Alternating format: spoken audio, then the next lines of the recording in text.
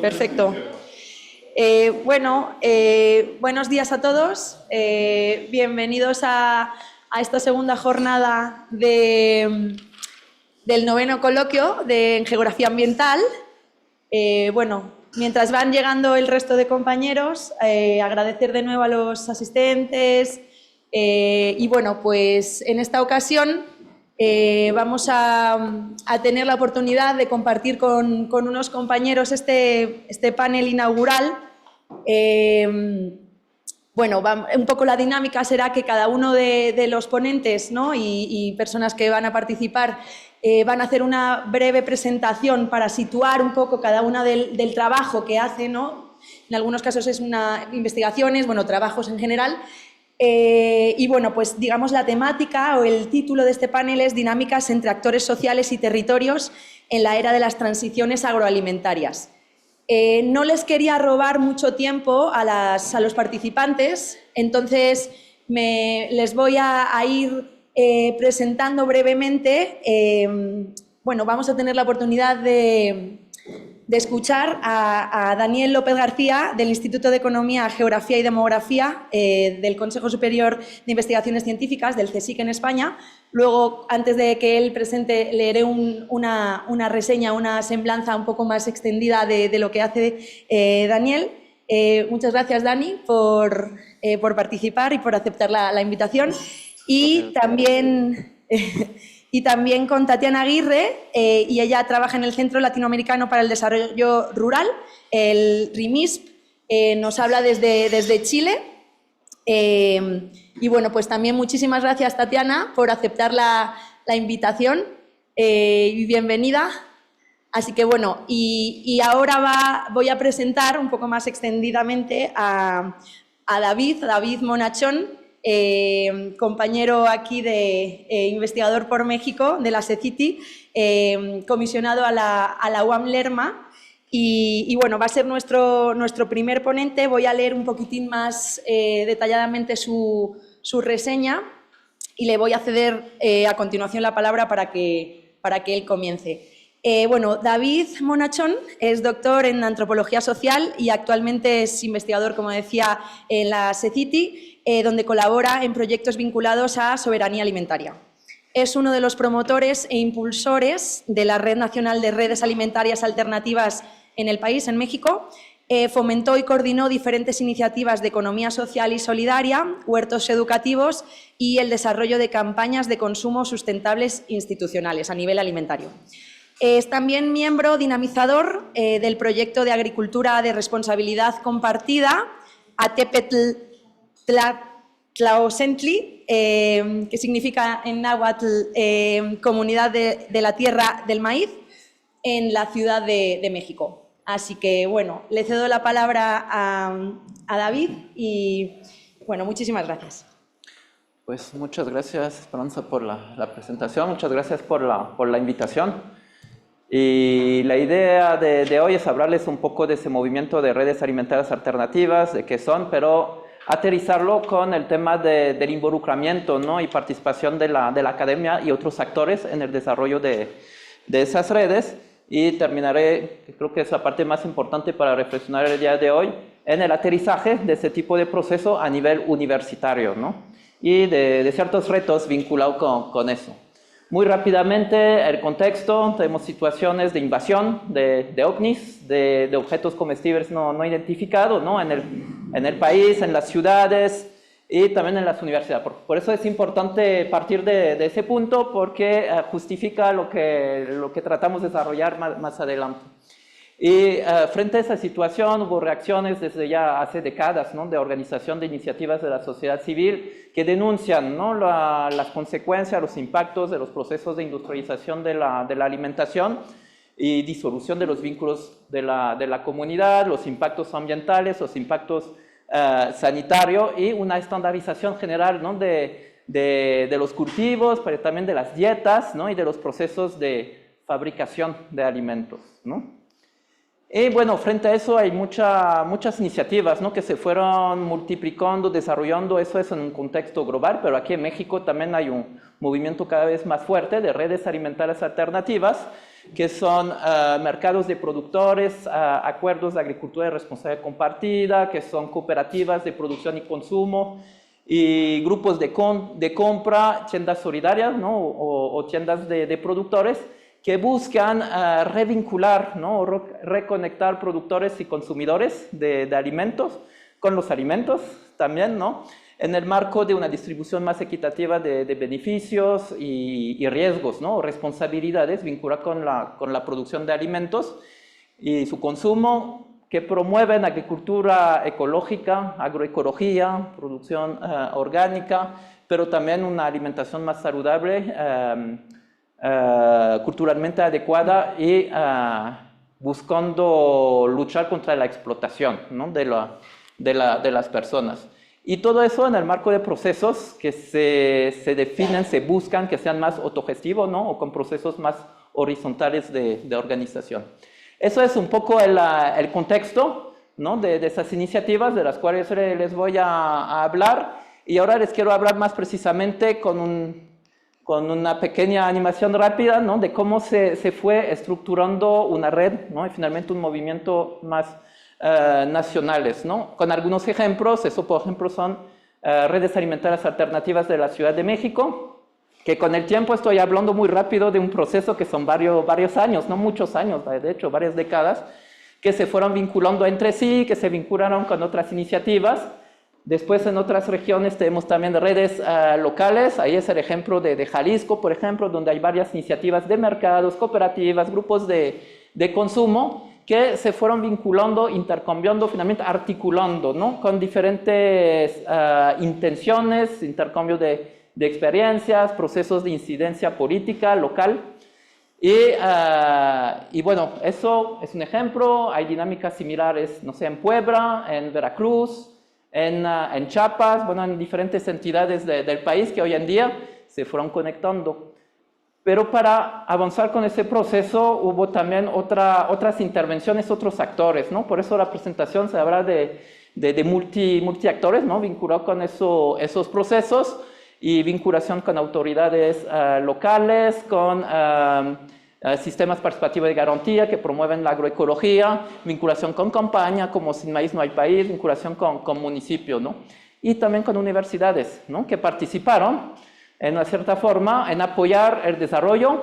Obvio, no todas las iniciativas están involucradas con instancias gubernamentales, federales o universidades, pero eso permitió desde los procesos de las redes tener esa vinculación finalmente de escalar, ¿no? o de fortalecerse, de consolidarse como iniciativa, y sobre todo fomentar esos intercambios, ¿no? de redes a nivel locales, en una entidad, pero también a nivel nacional, ¿no?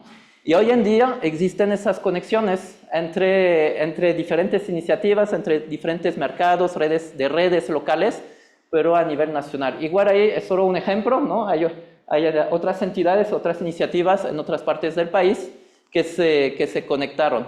Y eso, en algún momento, eso fue durante la pandemia, pues buscaron visibilizarse, reconocerse, pero también definirse, ¿no? Somos redes alimentarias alternativas, que somos, y hubo esos procesos de mapeos. Eso es un ejemplo, ¿no? que partió de la iniciativa de las redes con el apoyo de la Conavio en el momento para visibilizarse, pero también definirse como redes alimentarias alternativas.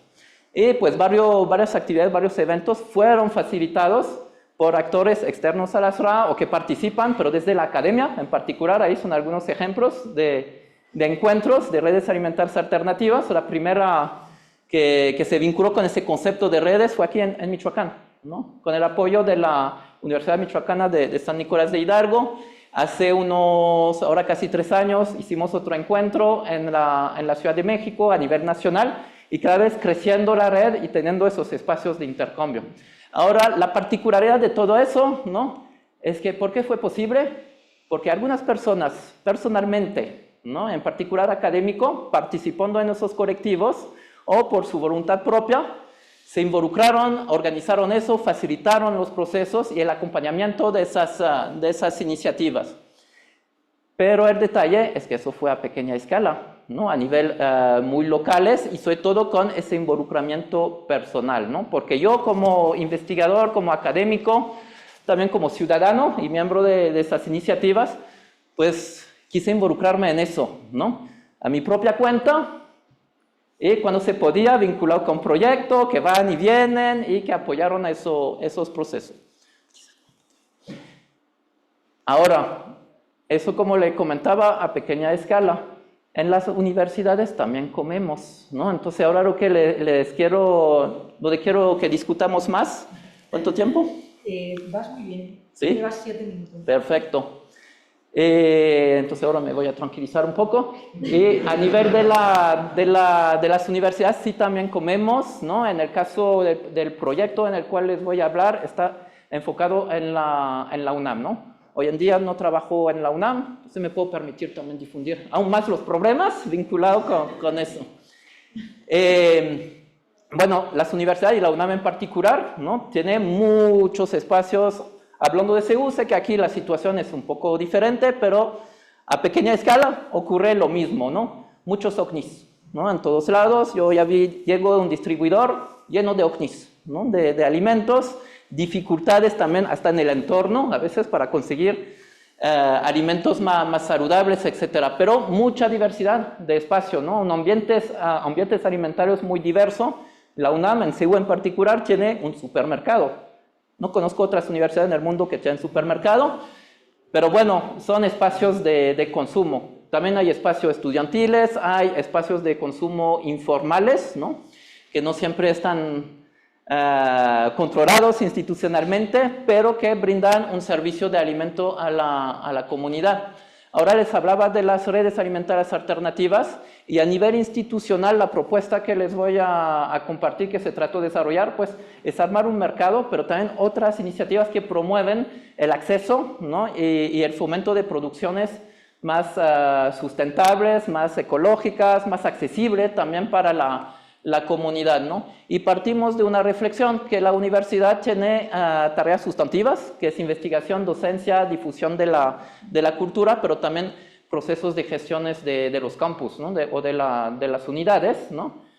Que pueden impactar, ¿no? Desde la operación, desde las actividades diarias, cotidianas de la universidad en las formas de alimentarse, ¿no? Entonces, haciendo ese análisis inicial, hay muchas maneras de cambiar, de fomentar otras formas de consumo. Hablamos mucho de fomentar, pero finalmente primero es hacer accesible el consumo, ¿no? O otros tipos de alimentos agroecológicos, de pequeños productores, más saludables, otros tipos de dietas también, ¿no? Que las baratas y de cultura chatarra, ¿no? Cultura maruchan, también hay gente que dicen que son baratas y muy accesible, ¿no?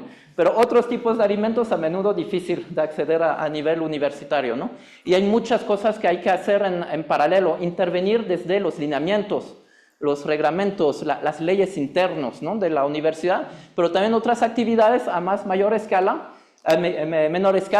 como lo del mercado de productores, que ahora les voy a platicar también en 4 minutos, me imagino, ¿sí? Súper, de qué ha pasado, ¿no? Y bueno, aquí una serie de actividades que pensamos, ¿no? De direcciones, de orientaciones que podíamos tomar para promover otras formas de producir y de consumir desde la universidad y buscando que sea institucional, ¿no? Que haya un respaldo, que se arme como un programa finalmente alimentario para la comunidad y hacia afuera también, ¿no? La experiencia del mercado universitario alternativo, eso que les voy a compartir, que fue uno de los procesos que lanzamos, y eso se vinculó, les decía, del tema institucional, de tener un respaldo en el marco de mi participación en la Coordinación Universitaria para la Sustentabilidad, donde era encargado de consumo sustentable. Respondimos a construir un documento institucional que respalde la sustentabilidad en la UNAM, y uno de los programas dentro de esa estrategia finalmente que se trataba construir estuvo el programa de consumo sustentable, donde entre otras cosas promueve la creación de espacios como los mercados de productores, ¿no? Y otras iniciativas para hacer posible ese acceso a otras formas de alimentarse y de consumir, pero también sensibilizar a la comunidad universitaria y a la par de eso, pues promover involucramiento de la comunidad. Eso es importante porque se vincula con una intención, ¿no? de actuar a nivel interno, pero también en el entorno de la universidad. El contexto de ese mercado es que se vinculó con un proyecto de investigación-acción, ¿no? Donde participaron varios académicos de la UNAM, pero también de otras instituciones, ¿no? De educativa y de investigación. Eso es el nombre del proyecto. Voy a pasar muy rápidamente en por qué ese proyecto y en qué consistió, para llegar a las conclusiones y comentarios vinculados con el mercado, que no sé si han escuchado de él aquí en Morelia o en otras partes, pero ya no existe, ¿no? Para adelantarle la situación. Spoiler. Y bueno, fue un proyecto financiado por la Ciudad de México, ¿no? Por eso respondimos a una convocatoria con la intención tanto de tener informaciones sobre las prácticas de producción y consumo de la ciudad, documentar qué se está haciendo, ¿no? Para responder a esas problemáticas, pero también construir ese concepto de sustentabilidad, ¿no? Porque no es un concepto muy claro para nadie y nada de cómo lo hacemos en función de las disciplinas, de las perspectivas, pero eso en vinculación con los actores, con quienes producen, quienes consumen, los estudiantes, los académicos, los administrativos, ¿no? Trabajadores y también organizaciones de la sociedad civil, pero con un enfoque de acompañar procesos, ¿no? A través de fortalecimiento de capacidad. Entonces hicimos talleres, pero una de las principales propuestas del proyecto era también desarrollar y proponer estrategias de comercialización para productos agroecológicos y que sean más accesibles desde la comunidad universitaria, ¿no? Entonces trabajamos ahí, regreso con las redes alimentarias alternativas y con una labor que a mí me parece importante. Las cosas no deben venir desde arriba y nosotros como investigadores o académicos tenemos primero que escuchar, ¿no? Y entender qué está pasando, los problemas, pero de la boca de la gente, y construir las propuestas, ¿no? Las alternativas, así, no así, ¿no? Para responder a la situación, no desde arriba, pero empezar con las iniciativas que ya están metidas en eso. En este caso, decidimos trabajar con redes alimentarias alternativas, donde participaban productores, participaban consumidores y gente muy involucrada, ¿no? Y articular con las problemáticas del territorio. ¿Un minuto? Perfecto. Muchos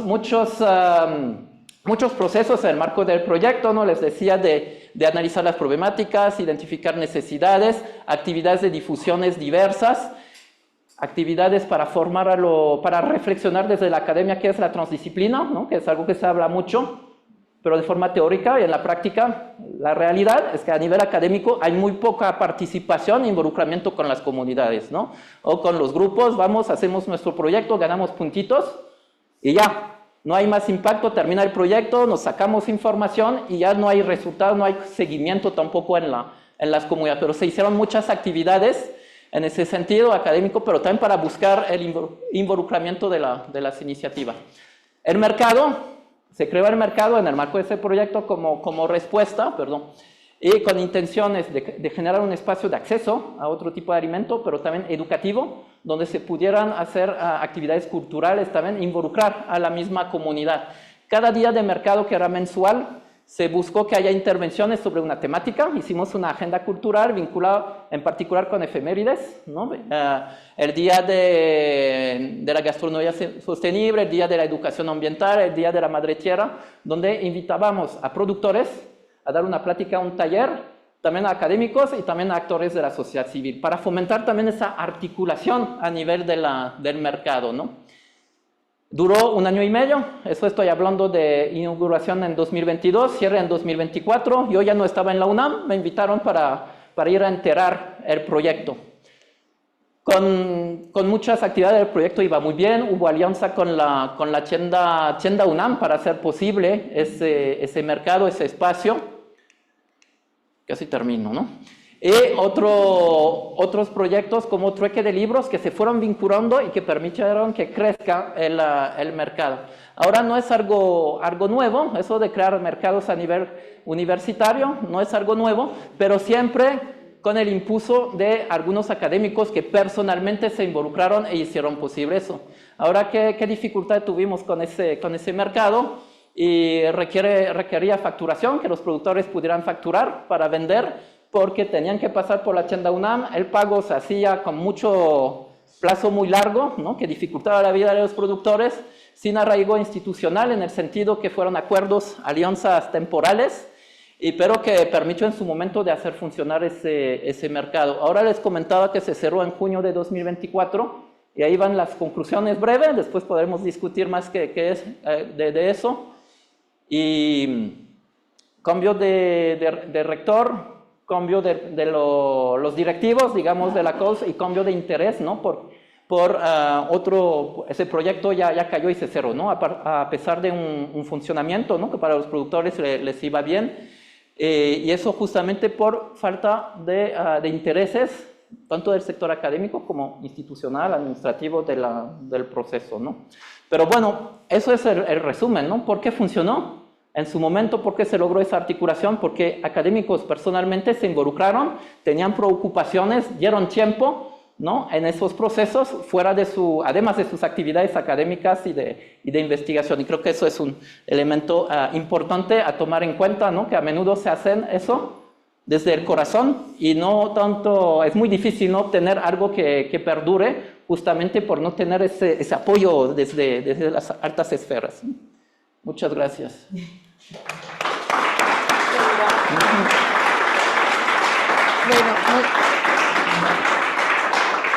Bueno, muchas gracias, David, por este montón de pinceladas de todo lo que haces y dando un panorama bastante general de la situación, sobre todo a nivel nacional. Ayer ya hablábamos un poquitín, ¿no? Creo que fue en el primer conversatorio, el inaugural, sobre estas tensiones, ¿no? Que hay cuando uno institucionaliza procesos, o se intenta al menos, que está un poco a merced de estos vaivenes, de los cambios que puede haber, tanto a nivel político, bueno, que al final es casi todo a nivel político, pero bueno, luego a ver si tenemos más tiempo para ahondar en esta cuestión que me parece interesante. Voy a presentar a Tatiana Aguirre, que es nuestra siguiente participante. Tatiana es socióloga y magíster en psicología comunitaria. Trabaja como investigadora en RIMISP, que es el Centro Latinoamericano para el Desarrollo Rural, desde donde ha acompañado y sistematizado procesos de transición agroecológica, liderados por socios locales. Sobre todo esto ha sucedido en diferentes países de la región latinoamericana. Su experiencia se centra en la investigación aplicada en el desarrollo territorial, en estudios de género y juventudes rurales, transiciones agroecológicas y políticas sociales. Entonces, ella, digamos, la invitamos porque queríamos que también nos dieran un panorama un poquitín más amplio de lo que está pasando también en esta temática relacionada con la agroecología y los sistemas agroalimentarios a nivel región. Así que, bueno, te cedo la palabra, Tatiana. Muchísimas gracias por participar. Muchas gracias, Espe. ¿Estoy compartiendo? Sí, se compartió bien. Bueno, muchas gracias por invitarme a este espacio. Entonces, como bien decía Esperanza, les voy a compartir un poco por decirle, un panorama, una fotografía un poco más regional de Latinoamérica, algo un poco extraño cuando hablamos de las transiciones agroecológicas, porque son siempre procesos muy locales y territorializados, pero bueno, lo que les vengo a contar para ponerlos en contexto, parte de los resultados de un estudio que realizamos que buscó sistematizar 10 experiencias en 8 países de transición agroecológica en la región. Y les voy a comentar un poquito de detalles del estudio, pero un poco las tensiones, como a diferencia de lo que recién nos contaban recién, está el ejercicio contrario, es el ejercicio de la agregación y de buscar los puntos comunes y poco detalle de cada iniciativa y cada experiencia, que son siempre muy únicas. Entonces, como les decía, este estudio entonces buscó sistematizar 10 casos en 8 países. Tiene una perspectiva comparativa y los procesos que miramos son de largo plazo. Todos llevan por lo menos 10 años y el más largo lleva 31. Y lo hicimos desde un enfoque territorial. Esto, en términos sencillos, que quiere decir que no entramos a analizar si es o no es, o en qué grado o en qué dimensión es o no agroecológica, sino más bien entenderlas en sus contextos históricos, sociopolíticos, geográficos, productivos, su articulación con los distintos actores, con los centros urbanos y los arreglos institucionales, para comprender cómo se gestan y se han sostenido en el tiempo. Por lo mismo son muy variados, son muy diversos. Eh, y bueno, son todas experiencias que en su mayoría se desarrollan que se desarrollan en territorios predominantemente rurales. Hay algunos de articulación rural-urbana y con altos índices de pobreza.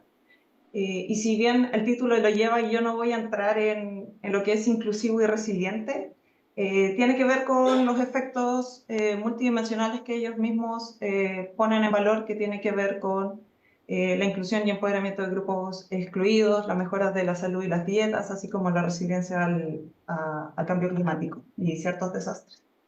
Entonces, solo para que se hagan una idea, y si después a alguien le interesa, esos son los 10 casos y están disponibles ahí en sus enlaces, cada uno de ellos. Pero bueno, son de distintos países. Como les decía, tienen distintas temporalidades, lo cual también juega.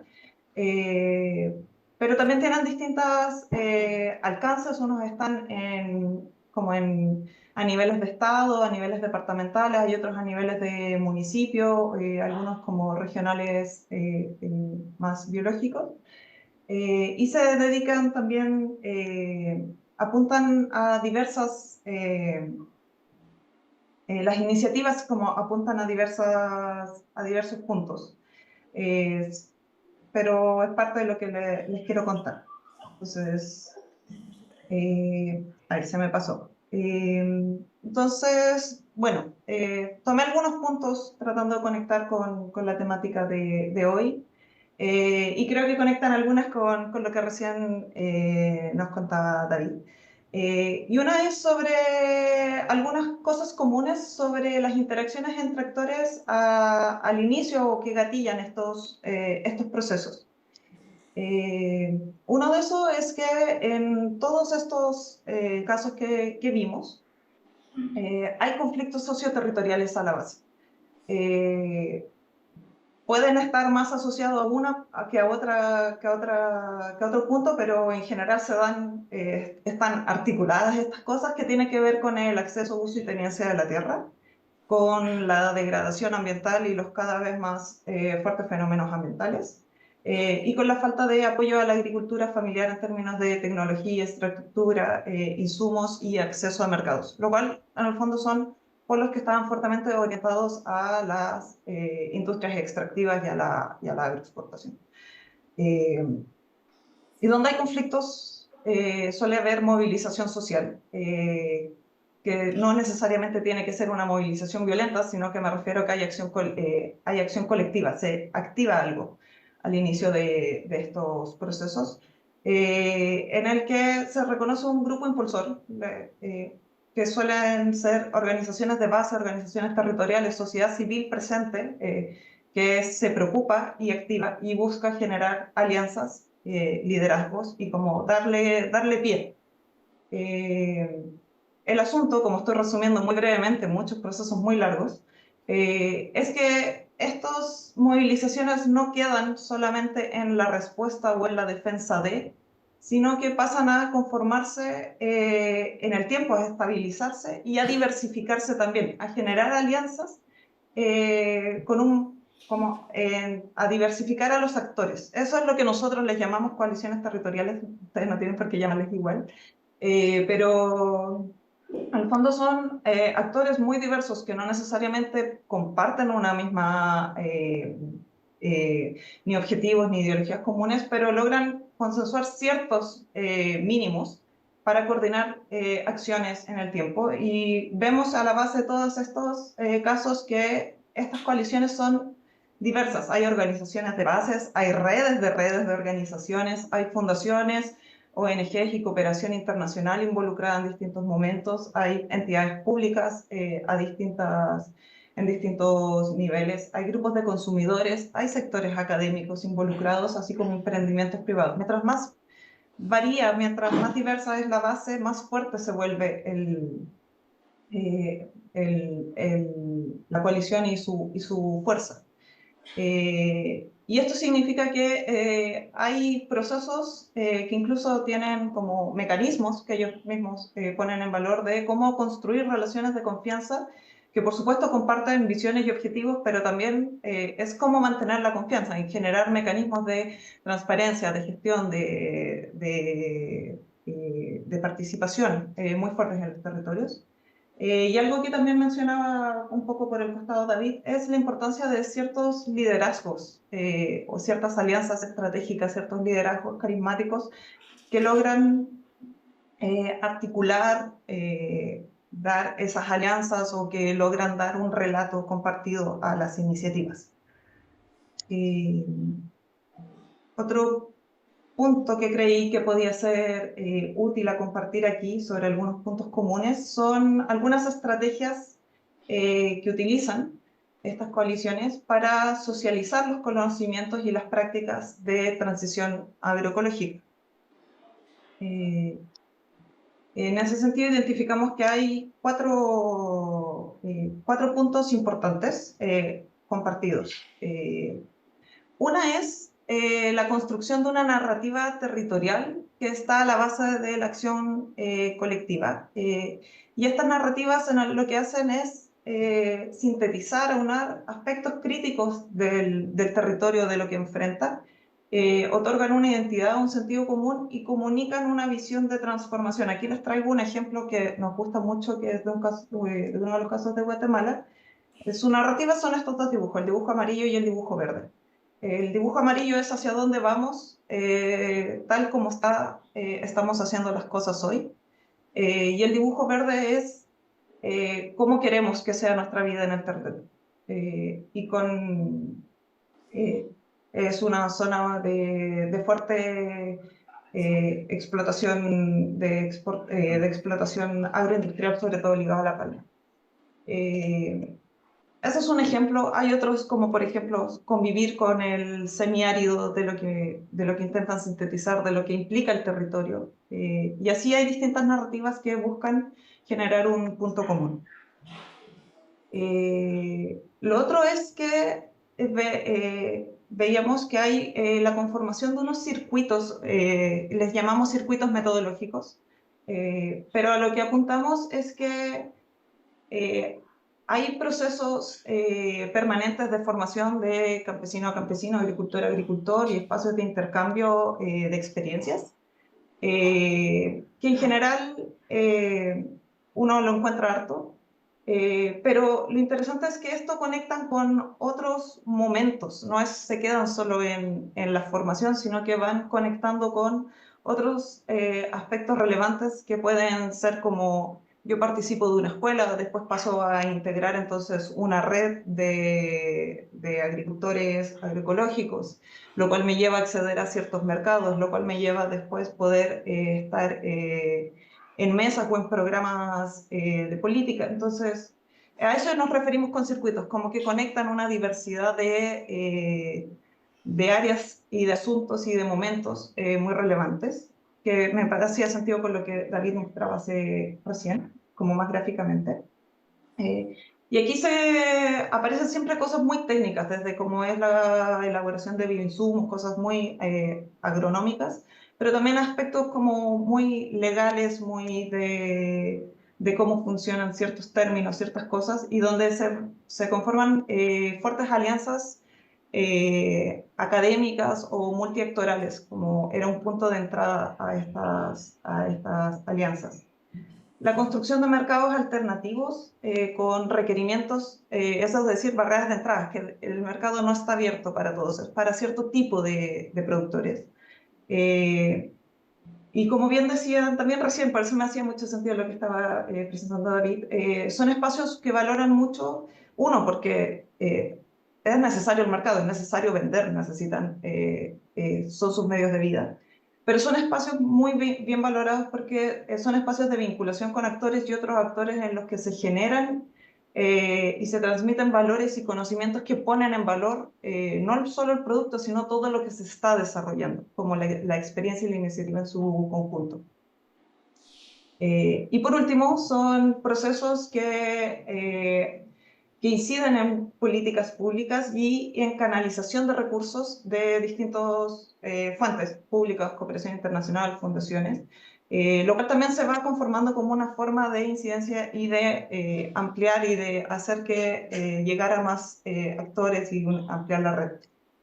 Entonces, de nuevo, algunos como puntos, les llamamos lecciones porque son como cosas que quedaban en común y en valor de lo que habían logrado hacer bien, si bien ahí entra la especificidad de cada caso del cada uno resuelve estos puntos a continuación de una manera distinta, que es, por un lado, el cómo seguir promocionando o abriendo la base de estos procesos. Son procesos tanto horizontales como verticales. Y ahí, entonces, la importancia de generar evidencias empíricas y científicas sobre las prácticas agroecológicas que logren llamar la atención de otras familias agricultoras, pero a la vez que logren respaldar los procesos de incidencia que cuando se busca dar sostenibilidad. Y ahí entra fuertemente lo mucho que puede apoyar las redes académicas y las redes con las cooperaciones en desarrollar estas evidencias y comunicarlas también. Establecer los mecanismos, establecen mecanismos participativos con las comunidades, con las redes de agricultores y las organizaciones de base, lo que permite coordinar y dar legitimidad también a los procesos de incidencia que se buscan, que no son todos en términos de política pública, si bien era una arista siempre importante en estos casos.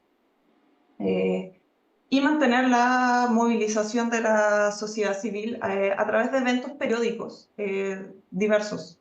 Podían ser foros, campañas, marchas, asambleas. En el fondo es mostrar periódicamente que lo que se está haciendo y generar esta movilización, este tejido a la base que se mantenga. Como les decía, son todos procesos muy largos y un punto clave que ha sido es el lograr mantener y ir diversificando la red de las alianzas estratégicas, tanto para captar recursos por un lado, porque sostener lo que decían recién también, como no son procesos que vino un proyecto, acabó y terminó, sino que han logrado sostenerse en el tiempo y eso es un tema constante, el poder obtener recursos necesarios para sostener. Pero también como incentivos para abrir procesos e iniciativas de largo tiempo. E instalar mecanismos que promuevan estos principios agroecológicos, y esto tiene que ver con lo que les decía recién de los circuitos metodológicos que veíamos, que están en estos sistemas permanentes de aprendizaje, pero hay otros accesos a recursos y formas de implementación de otros principios que se establecen a nivel de base, como los fondos rotativos o los créditos blandos. Esos son ejemplos de algunos de los casos solamente. Y así como mantener los mecanismos de transparencia y de gestión administrativa, que tenía mucho con lo de lograr construir redes y relaciones de confianza en el tiempo con los distintos actores, que no son necesariamente los que están compartiendo día a día en el territorio. Y por último, lo que tenía que ver con la definición de estos mercados diversos, que es para acceder a estos mercados diversos, alternativos, que pueden ser definidos como mercados específicos, pueden ser las compras públicas a través de ciertos sistemas, pueden ser a eso, circuitos cortos, de otra forma, necesitan la expansión y el fortalecimiento de capacidades para favorecer la articulación a ellos y que puedan mantenerse. Y así como poder generar procesos también de capacitación y de movilización hacia procesos de monitoreo social y auditoría, sobre todo en los casos que lograron vincular con las compras públicas institucionales y ciertos mercados, a eso me refiero con con algunos mercados de requerimientos que son cerrados, que exigen la certificación de producción ecológica, orgánica, agroecológica, según va variando.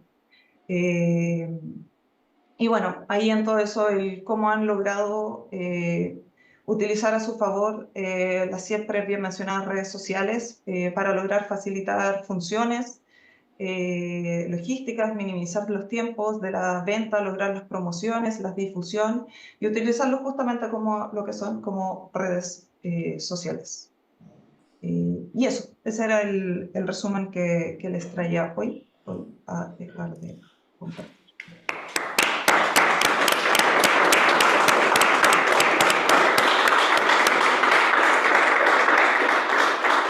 Bueno, gracias Tatiana.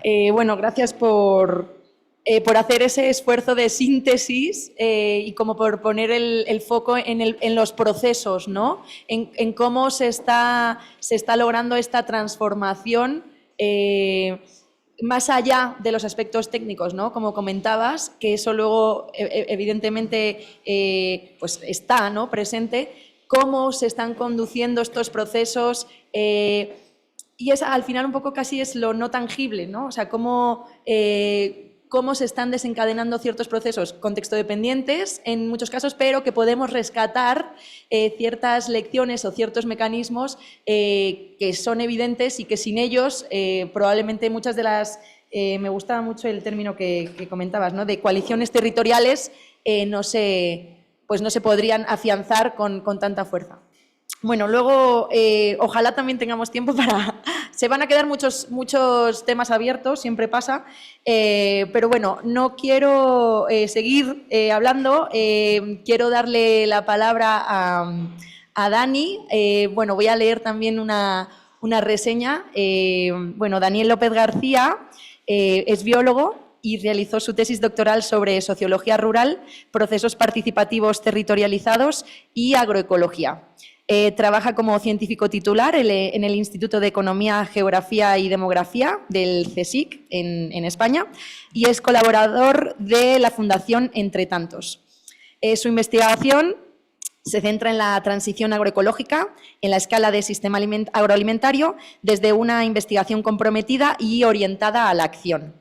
Ha sido agricultor orgánico y coordinador de la Red Española de Municipios por la Agroecología y es miembro de la Confederación de Ecologistas en Acción.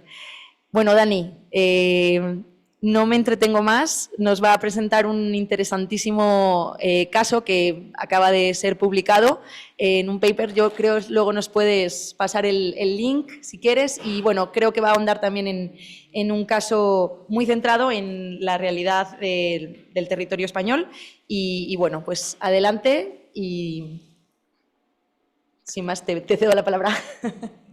Vale, muchas gracias, es un gusto. Muchísimas gracias por invitarme, es un gran placer. La verdad que las otras dos ponencias han sido interesantísimas y bueno, yo quería presentar dos cosas. Un caso es verdad que está a punto de ser publicado, ojalá, ¿no? O sea, que acabamos de enviar las revisiones y otra cosa que hemos publicado hace poco, que es una sistematización de casos de transición agroecológica territorializada. Lo que pasa es que no son ni tantos, ni de tanto tiempo, ni de tanta extensión territorial como los que ha contado Tatiana, pero bueno, son contextos distintos. Realmente hay muchas conclusiones muy parecidas, así que quizá podamos contrastar y desde luego a mí me ha parecido interesante y como que me deja el terreno muy fértil, Tatiana, con lo que ha contado, porque va muy en línea con lo primero que quiero contar. A ver qué proyecto. Bueno, no sé si se ve mi pantalla, creo que sí. Sí. ¿Sí? Vale. Sí, adelante. A ver, perdonad. No sé por qué, ¿se va? Bueno, pues lo voy a tener que pasar así porque... A ver, y si le das ahí, eso es. A ver. Lo que pasa es que cuando le doy a pasar diapositiva se me va. A ver, es que estás en... Ay, gracias, muchas gracias. Es que estás Madre eso, mía, en la qué última. desastre. Gracias. Son detalles del Vale. directo. Los Sí, nervios sí, del sí. directo. Así es. Disculpad. Bueno, pues efectivamente quería contar dos cosas. Una sistematización de casos en 5 territorios españoles, algunos rurales y otros metropolitanos, y luego un caso más concreto, que es lo más reciente que tenemos a punto de publicar, si nos sale todo bien, que es en el caso de Valencia, también con un caso un poco de largo plazo. Si bien el primero es un foco más metodológico, muy en línea realmente con lo que ha estado contando Tatiana, de cómo promover en territorios amplios proceso de transición agroecológica y con actores muy diversos en línea de lo que planteáis desde el coloquio para esta mesa. El segundo yo creo que da otro paso y tiene más que ver con las dinámicas de poder. ¿Qué pasa cuando organizaciones sociales se plantean interactuar con un entorno político más o menos, con un contexto político más o menos favorable a las transiciones agroecológicas, más o menos digo, y ver qué pasa ahí, ¿no? Cómo son las relaciones de poder entre lo que está fuera de la administración y una administración más o menos favorable. Entonces son dos casos y luego cuento un poco algunas conclusiones. Lo primero que quiero contar son 5 Perdona, casos. Dani, perdona, es que no estás proyectando.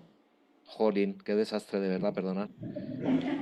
Es que no sabíamos si estabas a lo mejor marcándote tu speech ahí al principio o si... No.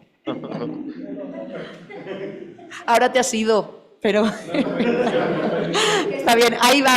Ya, Ahí estamos se viendo ve, el sí. mapa de España con sistematización de procesos, ahí está. Eso es, y cinco fotitos de Eso, distintos ahí territorios, ¿no? estás. Ya digo, algunos territorios rurales. El Geoparque de las Loras es una zona muy despoblada en el norte de España, en la provincia de Palencia, llegando a la provincia de Santander, cerca del mar. Es un geoparque donde llevamos 6 años trabajando con los agricultores del geoparque para apoyar transiciones hacia la agroecología, lo cual puede ser conversión al cultivo ecológico o no. También se trata de promover mercados locales, como planteaba Tatiana, pero también una cuestión, por ejemplo, de autoestima, de puesta en valor de la propia profesión de las agricultoras y agricultores, ¿no? Que es un problema que emerge, o incluso se tratan cosas de, por ejemplo, cómo acceder a la vivienda rural, que para nosotros también es un problema en cuanto a la transición agroecológica, es un problema importante en España, ¿no? El acceso a la vivienda rural.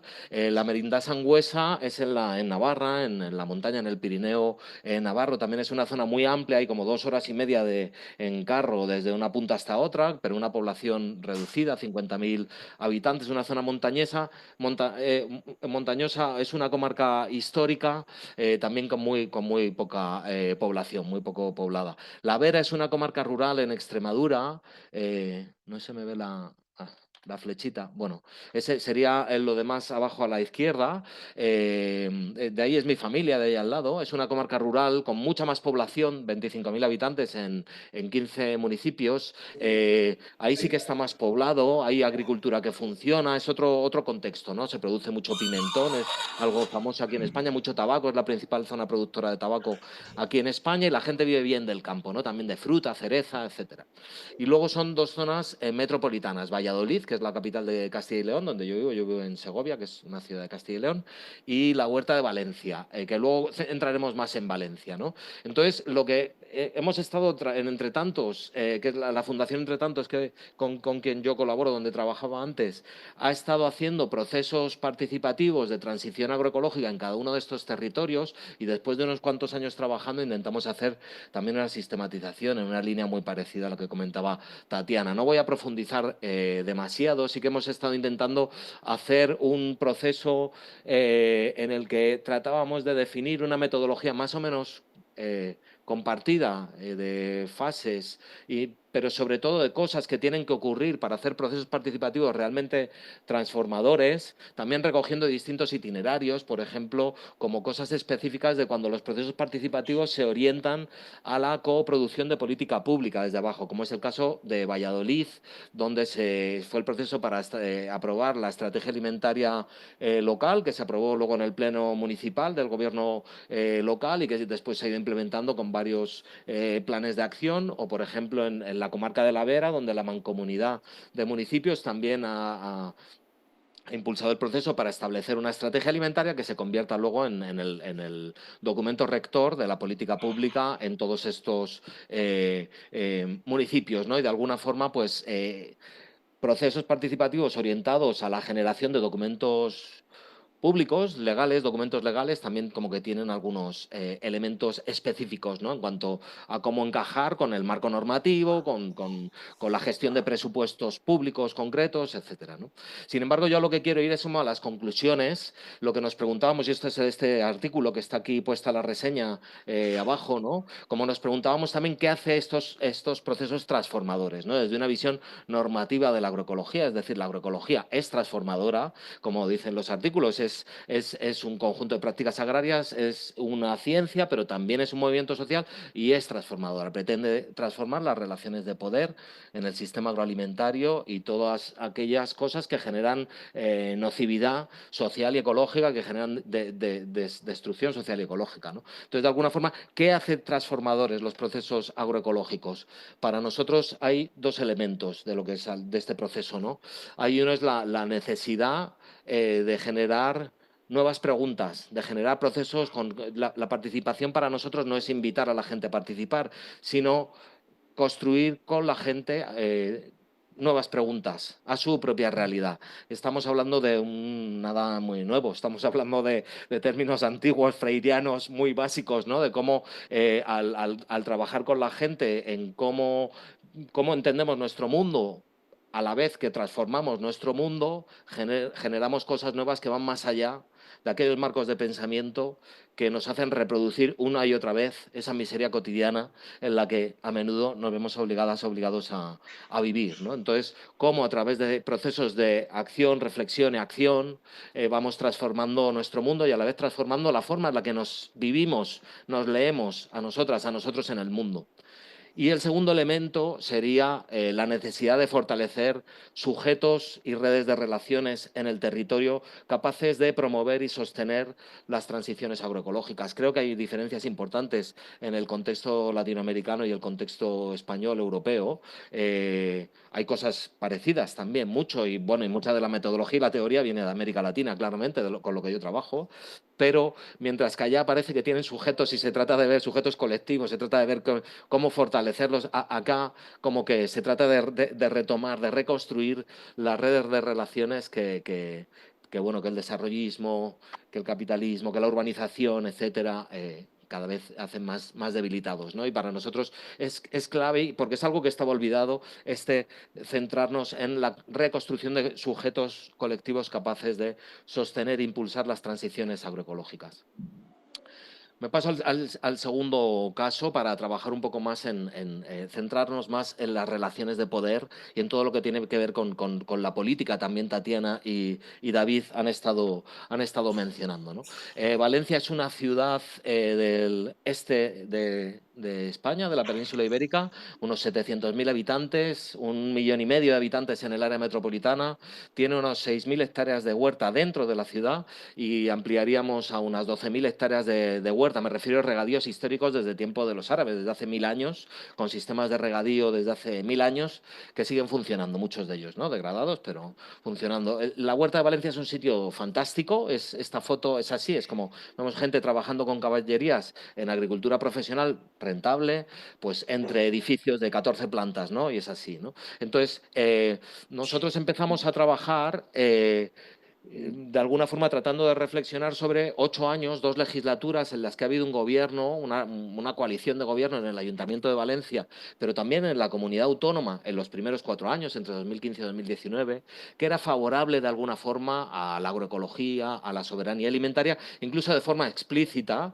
y sobre todo al movimiento de defensa de la Huerta de Valencia, que era muy fuerte y del que de alguna forma el alcalde, por ejemplo, estaba ligado de forma directa. Valencia es una ciudad y una comunidad autónoma, una región gobernada durante décadas por un gobierno construido desde la intensificación y el desarrollismo, y que ha arrasado con la huerta, y eso generó un movimiento social muy fuerte de defensa de la huerta de Valencia, que quedan 5.000 hectáreas dentro de la ciudad, pero eso es muy poco, ¿no? Entonces nos juntamos con gente, fuimos a investigar, a entrevistar a gente, aunque tenemos mucha relación con la ciudad, los investigadores de este proyecto, desde hace tiempo, pero fuimos a ver qué ha pasado en estos años, cómo han sido las relaciones entre movimiento social por la soberanía alimentaria, agroecología y el ayuntamiento, ¿no? Entonces, después de hacer muchas entrevistas, hicimos un taller de línea del tiempo donde, bueno, construimos esto, perdón, y donde vimos también, tratando de aplicar el marco este de la perspectiva multinivel para las transiciones sociotécnicas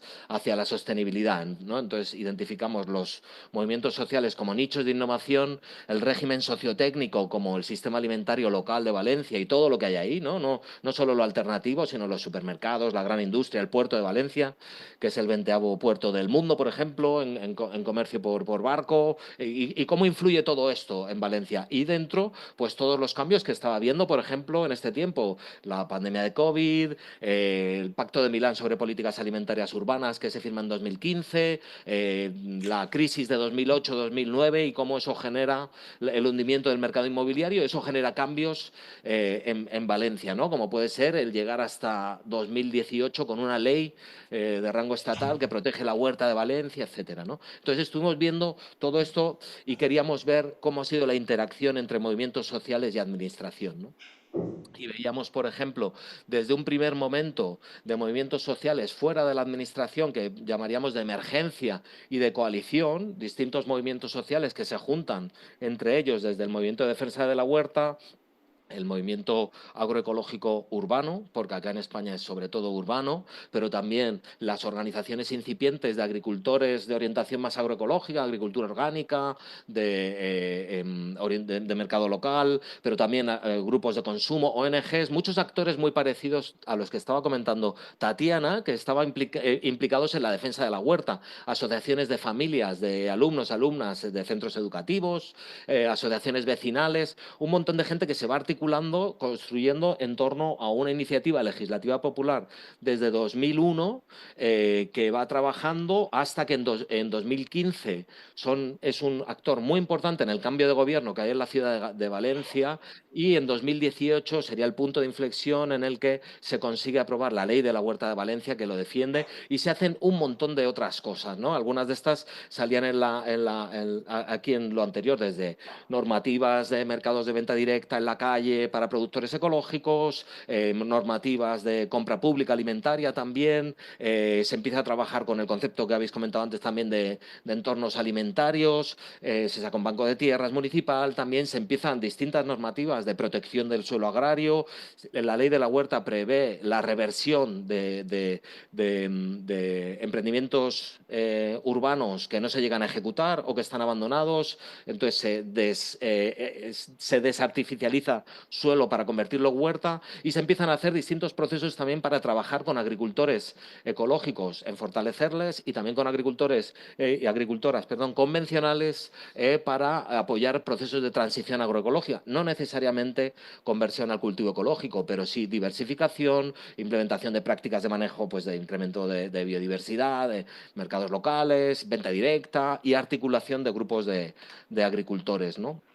De alguna forma hemos estado analizando cómo también los movimientos sociales, desde un primer momento en el que están fuera de las administraciones, todo lo que habían estado promoviendo de forma autoorganizada, autogestionada, sin recursos, de repente se empieza a trabajar con apoyo público. Es decir, cosas muy marginales como huertos comunitarios en un centro social ocupado, de repente esa gente que promovía el centro social ocupado y esos huertos ocupados pasa a colaborar con la administración a trabajar. Sin embargo, vemos que después de una primera legislatura, de unos primeros 4 años, y de generar muchos espacios de gobernanza, como un consejo alimentario local en el que participa mucha gente, incluida la Federación de Grandes Superficies Valenciana, Agroindustria, etcétera.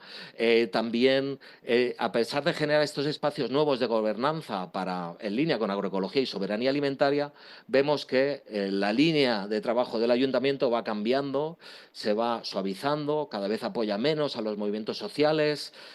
Es un proceso en paralelo a los municipalismos de 2015 en otras grandes ciudades españolas que van perdiendo fuerza, van perdiendo vínculo con la base social, van pasando cosas que no están en los órganos de gobernanza formales y alimentarios y que no se conocen qué está pasando, pero el caso es que la fuerza que había que entra dentro de la administración se va diluyendo hasta que en 2023 se pierden las elecciones, también en Valencia como en muchas otras ciudades españolas, y entran pues gobiernos más conservadores, más desarrollistas, como en líneas anteriores, ¿no? Entonces, de alguna forma vemos como que los roles del sistema, de los movimientos sociales que habían pasado a generar nueva normativa, recursos públicos, etcétera, pues a pesar de que habían mantenido formas de acción, movilización, fuera de la institución, ¿no? De una posición mucho más crítica, pues eso se vuelve a retomar y se vuelve en un nuevo ciclo de vida de movimientos sociales a retomar esta dinámica de emergencia, coalescencia,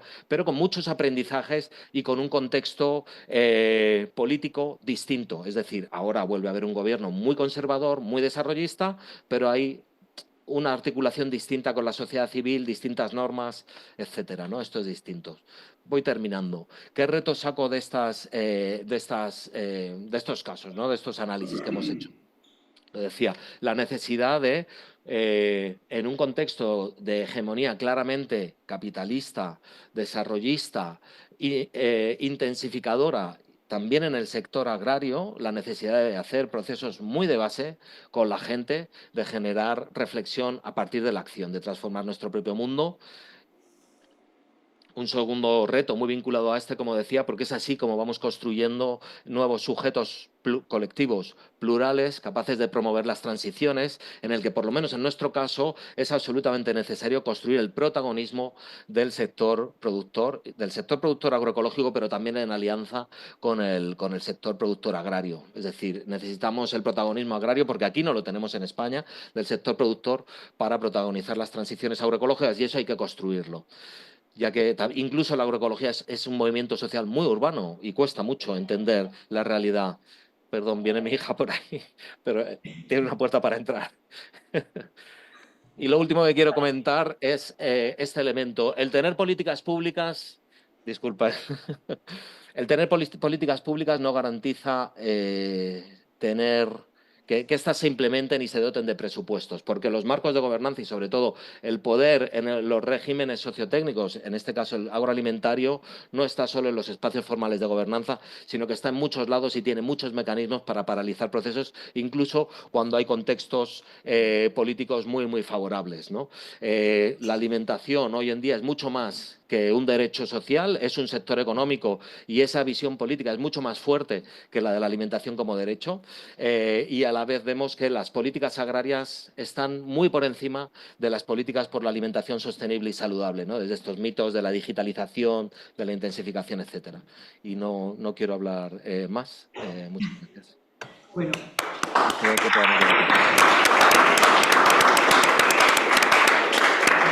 Bueno, muchas gracias, Dani. Sí, menos mal que ya me había quedado con un mal sabor de boca después de que nos hubieras contado todo el tema de pues cómo en 2023, ¿no? Parecía que todo lo que venía con fuerza se volvió a bajar, pero bueno, me han gustado mucho tus conclusiones, ¿no? O sea, como devolviendo un poco. Yo siempre he pensado como en los movimientos sociales o en la organización, en la sociedad civil, como ese pepito grillo que siempre tiene que estar ahí, aliándose cuando vienen condiciones, digamos, políticas favorables, pero que indudablemente tiene que seguir construyendo y saber retirarse o saber identificar cuáles son sus verdaderos principios o anclajes cuando pues, las instituciones empiezan a funcionar con la lógica, yo diría incluso a veces perversa y muy difícil de cambiar de las propias instituciones, ¿no?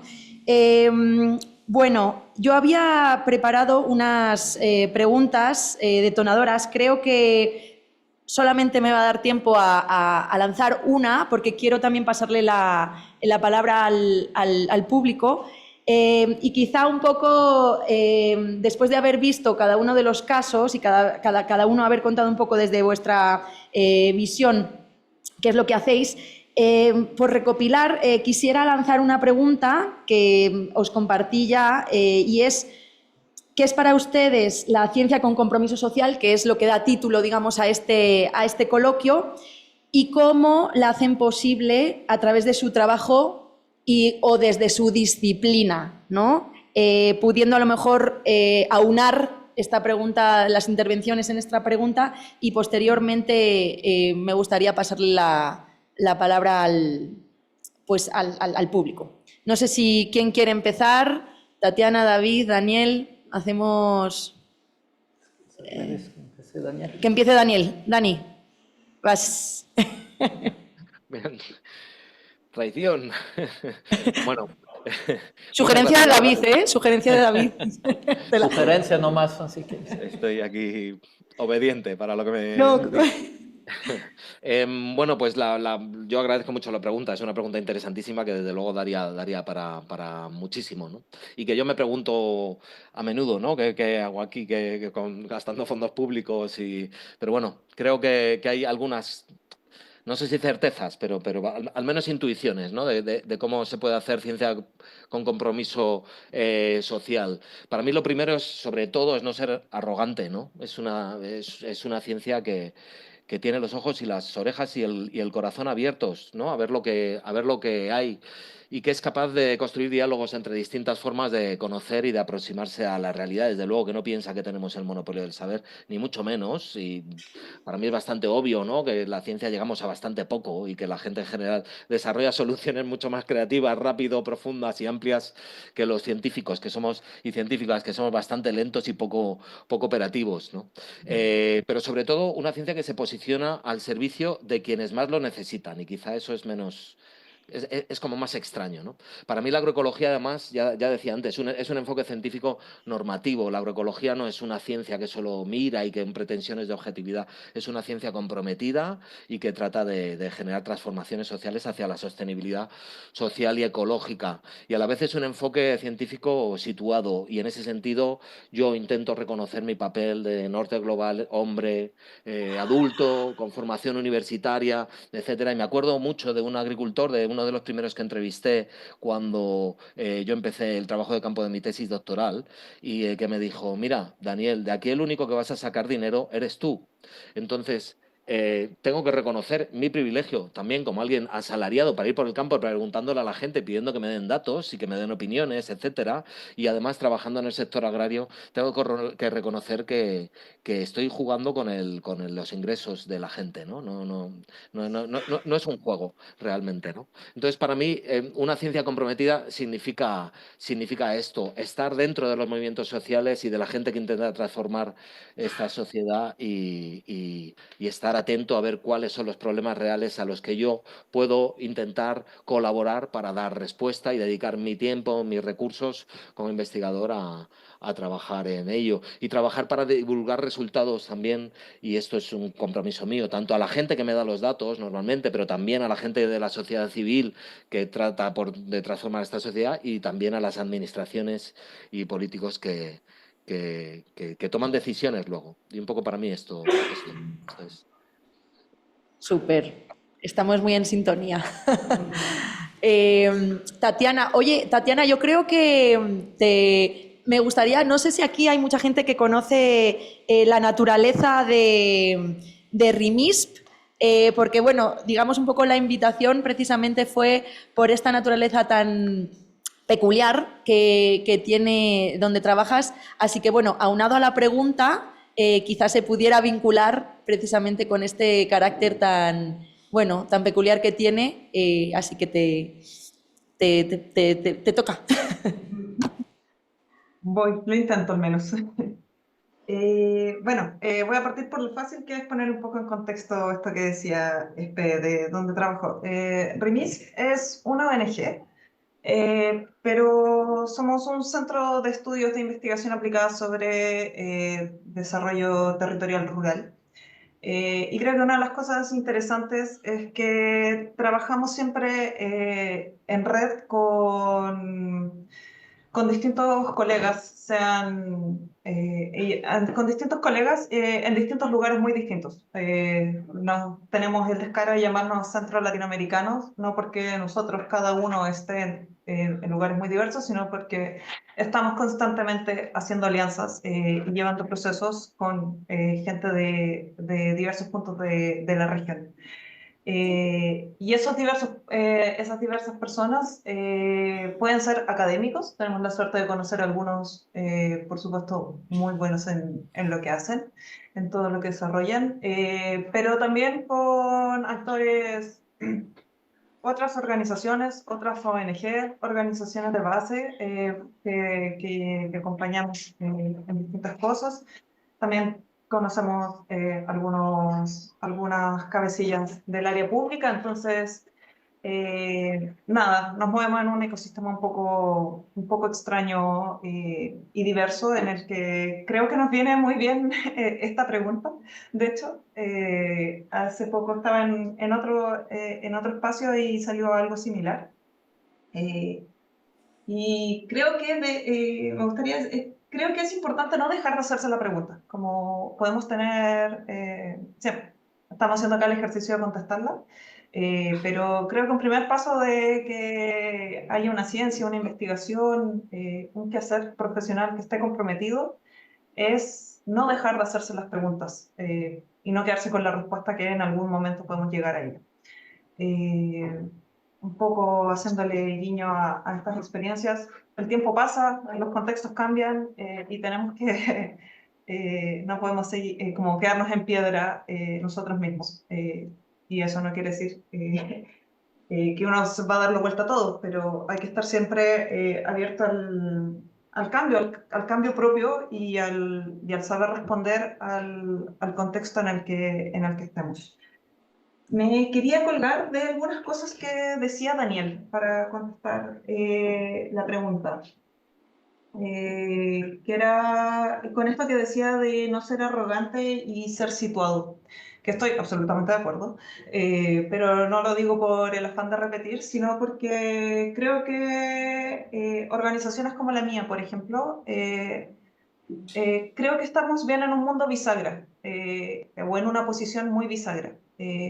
Al igual que como tenía la situación, vamos a harto terreno, entonces estamos mucho en contacto con personas de los territorios, con organizaciones de base, tenemos el privilegio, la suerte de poder conocer estos procesos, por ejemplo, pero a la vez también estamos en el otro mundillo, que es produciendo cosas, compartiendo datos, tratando de generar incidencias, articulaciones, picaneando, no sé si se entiende esa palabra que se usa, al mundo, a la esfera pública. Entonces, creo que conecto ese no ser arrogante con el no creer que tenemos las soluciones.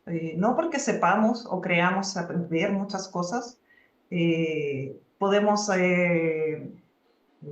adjudicarnos la palabra de otros. Yo creo que un ejercicio importante es saber escuchar y saber que los problemas y las respuestas no vienen, nosotros podemos aportar, pero no vienen de nosotros.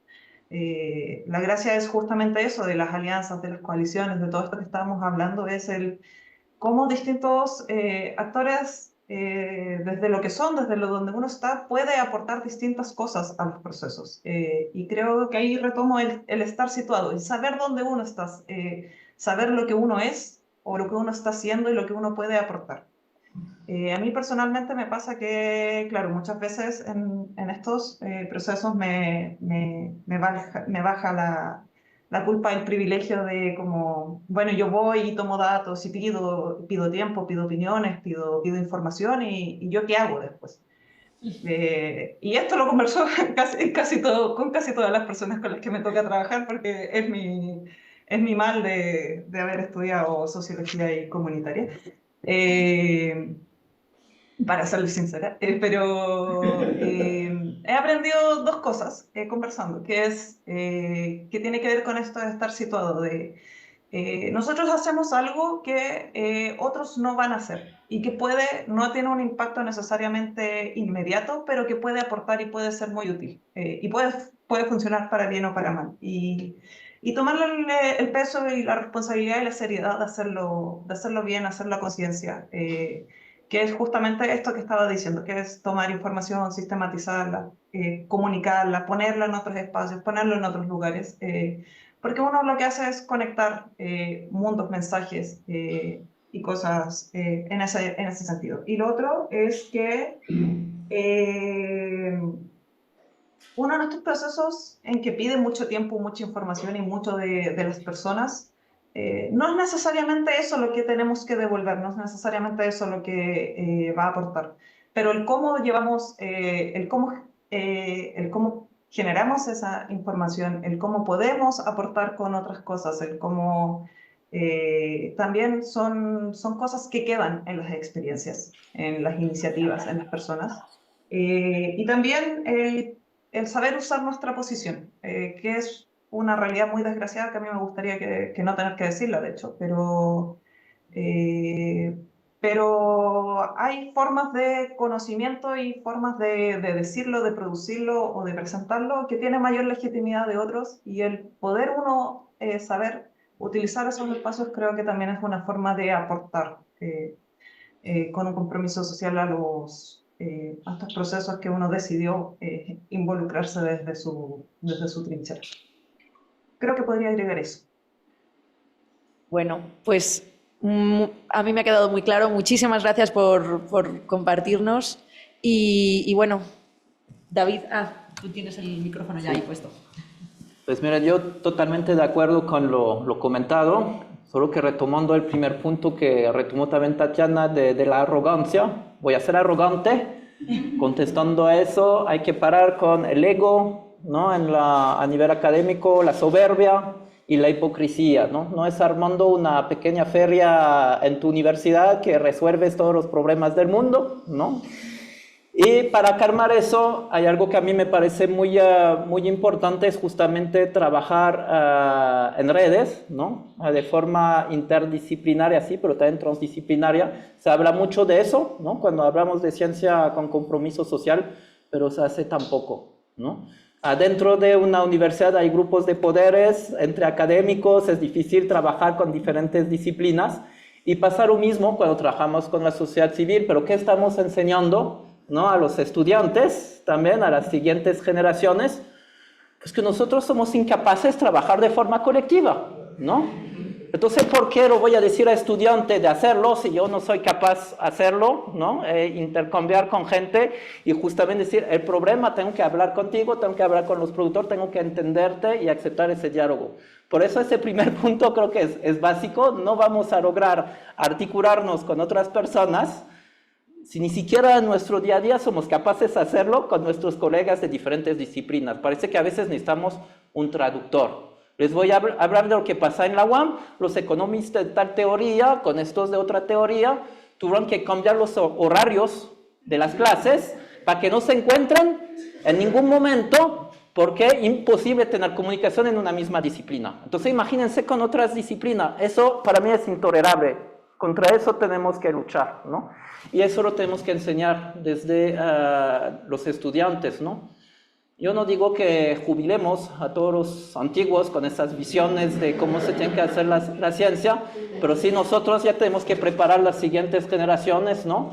Y enseñar que hay que trabajar con las comunidades y callarse primero, ir a observar, escuchar, ¿no? Y aprender a vincularse, ¿no? Y a construir de forma colectiva. Y para bajar la arrogancia, y eso me parece muy bien, es justamente cuando tenemos diferentes visiones, pasa dentro de la red alimentaria alternativa. Me paso a veces, ¿no? Y todos nos pasamos, o somos arrogantes, o pensamos que vamos a solucionar el mundo. Hay gente que te jala, ¿no? Cálmate, ¿no? O vamos a otra vía. Y eso creo que es un logro, ¿no? A través de ese diálogo permanente, pero lleva muchísimo tiempo, ¿no? Entonces la ciencia comprometida no es hacer un proyecto de 3 años y pensar que se ha cambiado todo. Son procesos muy largos, ¿no? Veíamos los tiempos de las organizaciones, ¿no? Que comentaba Tatiana, más de 30 años. ¿Cómo sobrevivieron? ¿no? Porque se logra hacer ese diálogo y se construyen las soluciones colectivamente, ¿no? Perdón, ya me calmo, pero eso sí hay que decirlo, ¿no? Bueno, supongo que es un proceso de aprendizaje. O sea, digamos que ayer también en una de las mesas hablaba Sarandón, ¿no? Y decía, pues a mí me costó 10 años, no sé quién estaba aquí a lo mejor, aprender a cómo hacer...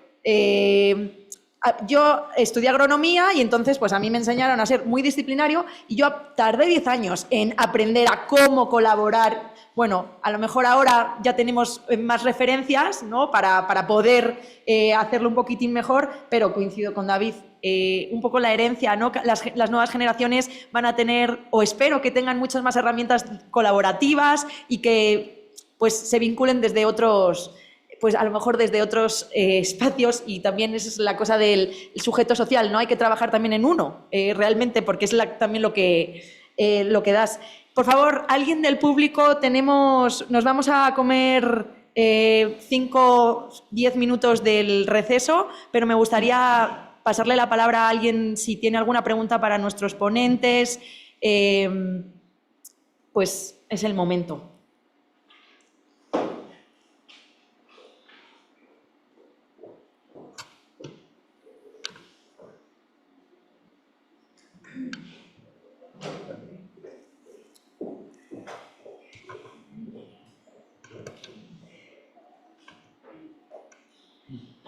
Bueno, muchas gracias a todas y todos los ponentes. Estuvieron muy interesantes sus presentaciones.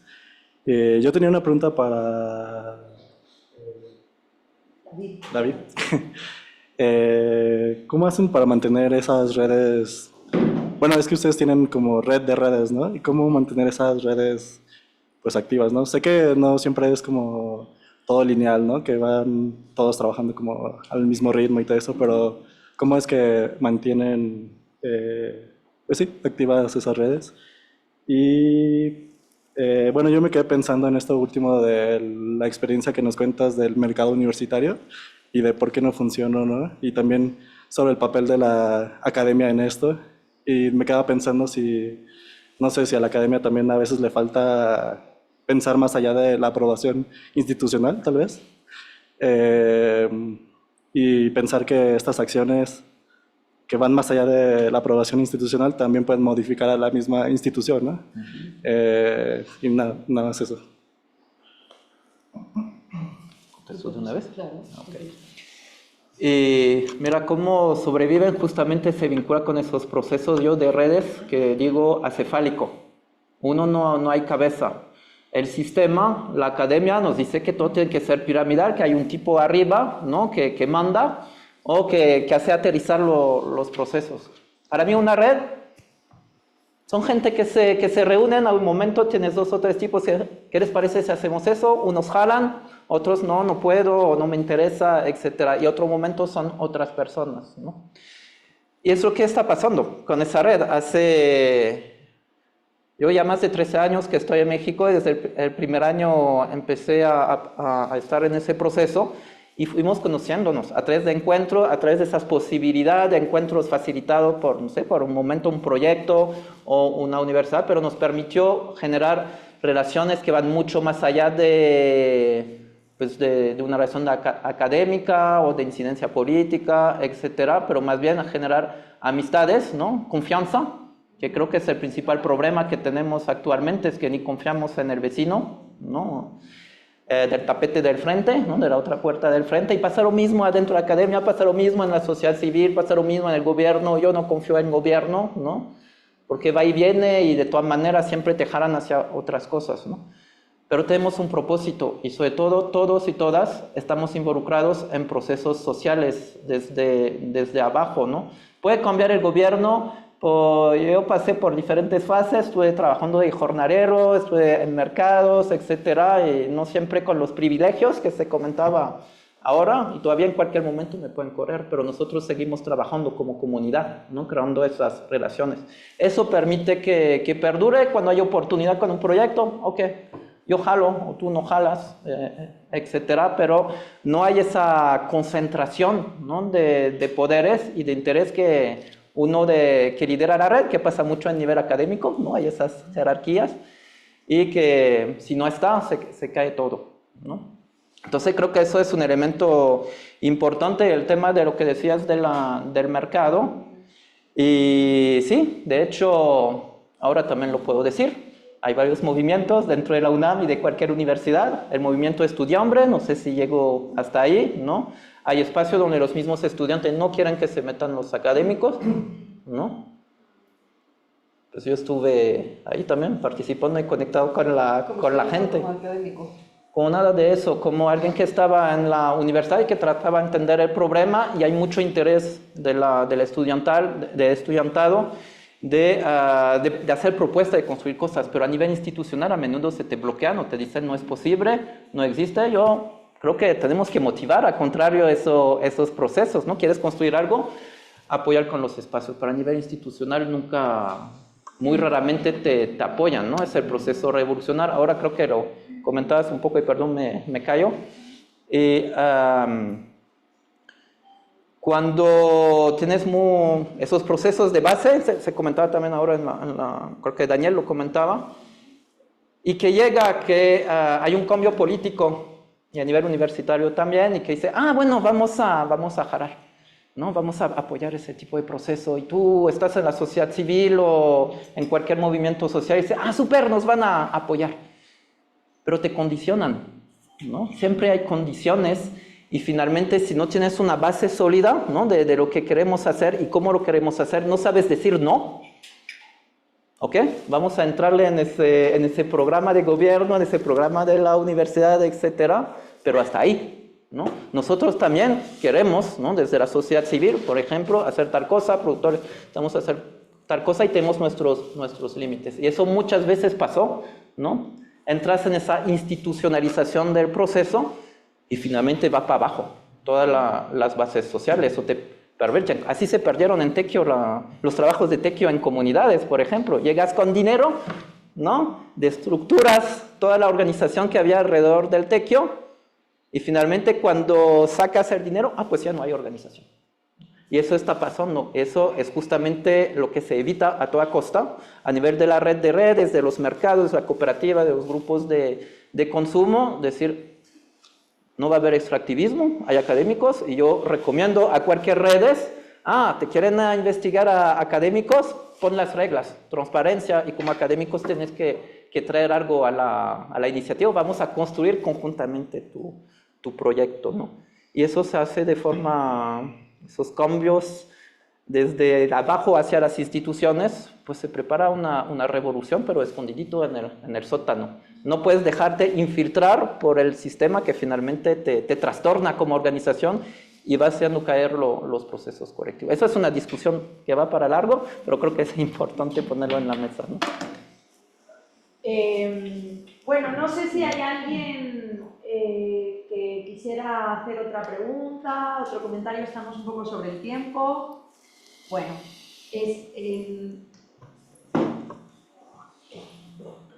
bueno, pues nada, desde aquí agradecer, bueno, está bien, aunque no me vean. Agradeceros mucho, Tatiana, Daniel, que os habéis conectado desde allí. En España también es tarde, en Chile no tanto. Muchísimas gracias por vuestra participación, por haber mostrado un pedacito de lo que hacéis, desde dónde os posicionáis, cómo queréis hacer las cosas y cómo, bueno, pues cómo está la realidad que nos habéis contado en cada uno de los casos. Y bueno, pues gracias de nuevo. Por aquí vamos a seguir en el coffee break discutiendo sobre esto que nos habéis compartido. Y nada, vamos a cerrar para dar paso a la siguiente parte del coloquio. Os invitamos también, si no estáis muy cansados, a acompañarnos. Ya sabéis que se puede conectar uno online. Y bueno, pues para cerrar, un aplauso de nuevo para todos.